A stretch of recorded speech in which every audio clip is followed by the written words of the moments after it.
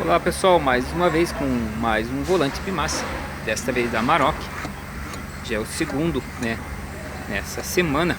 Vou mostrar para vocês o outro que já está pronto. Então, esse aqui outro já está pronto, né? Foi restaurado aqui o centro. Feito o reparo também desse outro aqui. E esse outro a gente está abrindo ele. Ó, tá com uma batida no final, com mais 5 dentes. Vamos abrir então, né? Aí como que ele está por dentro. No mínimo deve estar seco, né? E seca a graxa e trava essas molas aí, beleza? Vamos lá então abrir. Bom pessoal, aqui tudo é ao vivo, né? A gente abre aqui a peça.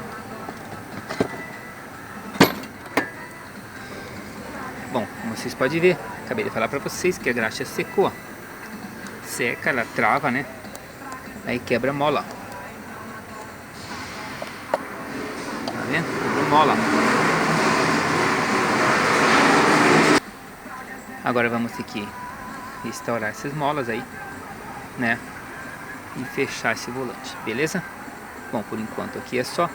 Mais novidades aí em breve. Até a próxima.